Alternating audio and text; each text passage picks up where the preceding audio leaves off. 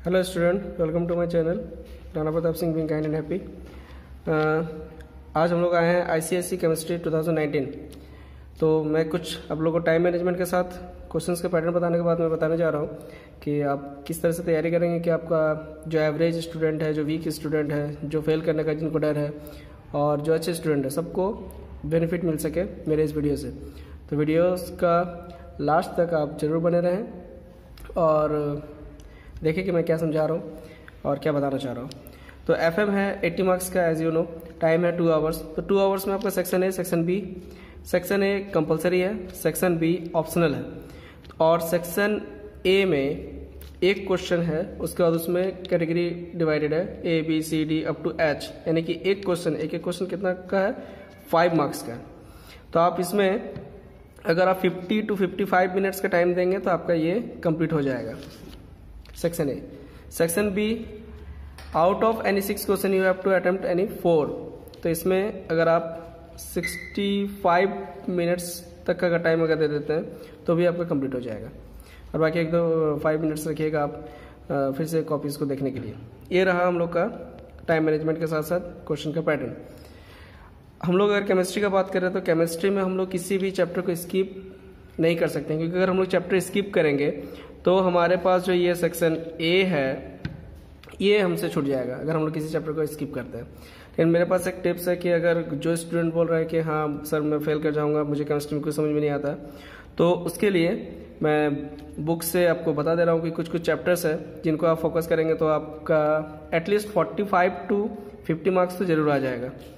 45 to 50 marks आपका आ जाएगा, आप पास कर जाएंगे अच्छी तरह से। ये वीक स्टूडेंट के लिए है। जो स्ट्रांग स्टूडेंट है, जो स्मार्ट है, वो तो सब हर एक पॉइंट को आप देख के जाए। अब हम लोग देखते हैं कि आखिर करना क्या है सर, कैसे पास करेंगे, कैसे अच्छा नंबर आएगा।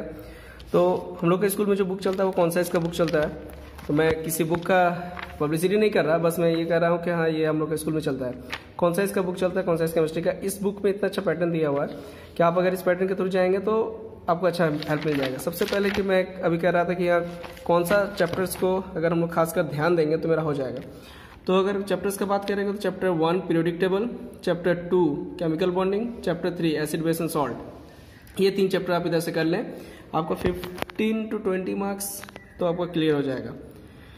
उसके बाद आप एनालिटिकल केमिस्ट्री में use of ammonia hydroxide and sodium hydroxide, इसमें आप सिर्फ कलर देख लें। जो बुक्स में चार्ट है उस चार्ट में कलर देख लें, कौन सा सॉल्ट का कैसा कलर होता है, तो ये अच्छा तरह से आपको याद हो जाएगा। मोल कॉन्सेप्ट अकेले 10 मार्क्स कैरी करता है मोल कॉन्सेप्ट, इसलिए मोल कॉन्सेप्ट को आप जरूर देख लीजिए।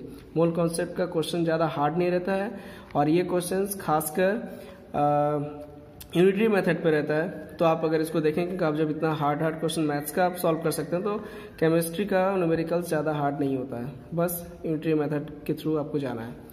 और मेटलर्जी में मेटल और मेटल का डिफरेंस के साथ साथ एल्युमिनियम का यूज और खासकर वो जो आपका एलॉय है कुछ कुछ उसका कंपोजिशन। अब लास्ट ऑर्गेनिक केमिस्ट्री।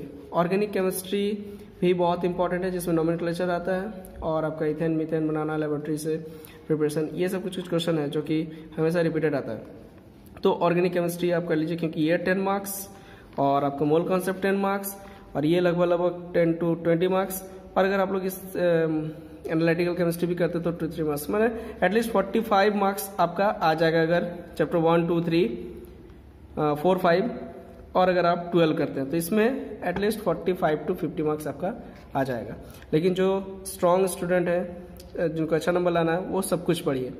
और आप देखिए कि कम समय में हम लोग जो इक्वेशन और जो रिएक्शंस है, जिसके कारण काफी ज्यादा डर लगता है और काफी ज्यादा मैंने केमिस्ट्री में इसीलिए लोग पीछे भागते हैं, तो उसको कैसे हम लोग कंप्लीट करेंगे। तो तैयारी करने का सबसे अच्छा तरीका है कि जैसे आप चैप्टर्स को देखेंगे तो चैप्टर्स के शुरुआत में ही आपका सारा कुछ सिलेबस दे दिया है और उसमें इंपॉर्टेंट डेफिनेशन भी दे दिया है। इसके अलावा एक्स्ट्रा डेफिनेशन आपको याद करने की जरूरत नहीं है, खाली उसको आप देख लीजिए कि वो डेफिनेशन कहता क्या है। ये इंपॉर्टेंट डेफिनेशन दे दिया है, इसके थ्रू आप जाए और इसमें इंपॉर्टेंट आपका सिलेबस भी दिया हुआ है। एक्स्ट्रा ऑर्डिनरी बहुत ज्यादा अभी पढ़ने का टाइम है नहीं, तो बहुत ज्यादा आपको अभी पढ़ना नहीं है। अब जब इसके थ्रू आप जाएंगे, अब पीरियोडिक टेबल में हम लोग पीरियोडिक टेबल का कौन कौन सा चीज पे ध्यान देंगे, तो पीरियोडिक टेबल में हम लोग ध्यान देंगे, आप देख लीजिए पीरियड 1, 2, 3 और अगर ग्रुप्स में अगर लर्न करना है तो 1 ग्रुप, 2 ग्रुप और इधर से आप 16, 17, 18 ये टोटली लर्न कर लीजिए और 1, 2, 3 पीरियड लर्न कर लीजिए। इसमें आपका इस चैप्टर का मैक्सिमम क्वेश्चन आपसे बन जाएगा। ये रहा आपका फर्स्ट चैप्टर से। इसी तरह से और भी है, सॉल्ट्स के बारे में पढ़ना है तो सॉल्ट्स के बारे में कुछ ही सॉल्ट्स के बारे में पढ़ना है, ठीक है। जो आपको बुक्स में जो सिलेबस में जो दिया हुआ है वो मैं कल आपको पार्ट 1 पार्ट 2 में चैप्टर वाइज बहुत सारा क्वेश्चन सॉल्व करने के लिए दे दूंगा, तो आप उसको सॉल्व कर लेंगे। और साथ ही सर केमिस्ट्री का जितना भी न्यूमेरिकल्स है ये और ये जो रिएक्शंस है ये नहीं बन रहा, तो न्यूमेरिकल्स तो खैर आपका एक चैप्टर है वो तो आपका हो जाएगा। 3 बेसिस पे आता है न्यूमेरिकल। मैं आप लोगों को प्रैक्टिस करने के लिए अपलोड कर दूंगा वीडियोस, तो आप उससे प्रैक्टिस कर लीजिएगा। अब है कि सर हम लोग को रिएक्शन कैसे याद रखा जाए, रिएक्शन याद नहीं रहता, तो आप बुक का पीछे चले जाइए। बुक का पीछे चैप्टर वाइज आपका सारा रिएक्शन दिया हुआ है, सारा चैप्टर वाइज रिएक्शन दिया हुआ है। चैप्टर वाइज चैप्टर 3 का रिएक्शन दिया हुआ है, एसिड बेस सॉल्ट का रिएक्शन दिया हुआ है, ये उसके बाद प्रिपरेशन ऑफ सॉल्ट्स देख लीजिए, सारा कुछ दिया हुआ है। Everything is given in your book. Last में एकदम बैक साइड में पूरा एकदम रिएक्शन दिया हुआ है। अगर आप बोलेंगे सर इतना ही रिएक्शन अगर हम लोग करेंगे तो क्या हो जाएगा, क्या हम लोग का ये रिएक्शन कंप्लीट करेंगे तो हो जाएगा, लेकिन ये रिएक्शन लर्न करने का एक तरीका है। क्योंकि आप लोग का जो अगर 10 ईयर्स में देखेंगे तो 10 ईयर्स में कोई भी रिएक्शन ऐसा नहीं है जो कि आपका बना हुआ न्यूमेरिकल में, आपको खुद ब खुद फॉर्मूला लिखना होगा। जैसे आप 10 ईयर्स के इस तरह का क्वेश्चन देख लीजिए, क्या दिया हुआ था, blue coloured copper nitrate crystal changes into black powdery mass with release of reddish brown NO2 gases, इस तरह का दिया हुआ है। यानी कि ये आपका लैंग्वेज में दिया हुआ है, आप इसको पहले फॉर्मूला के थ्रू लिखिए, ठीक है, उसके बाद आप उसको सॉल्व करें। ये क्वेश्चन है। तो अगर हम लोग इस तरह का क्वेश्चंस को हमारे बुक का पीछे जितना ही रिएक्शन दिया हुआ है, भले वो लिमिटेड ही क्यों ना दिया हुआ, अगर हम लोग उस जगह पे अगर हम लोग टैली कर लें तो मैक्सिमम आपका 80 to 90% आपका टैली कर जाएगा। यानी कि वो लैंग्वेज में लिखा हुआ रहता है, सेंटेंस में लिखा हुआ रहता है, और यहाँ पे जो भी कुछ दिया हुआ है आपका फॉर्मूला पे बनाया हुआ है, सॉल्व किया हुआ है। यानी कि अगर आप इसी फॉर्मूला को सेंटेंस में लिख के अगर लर्न कर लें तो एक भी रिएक्शन आपसे नहीं छूटेगा।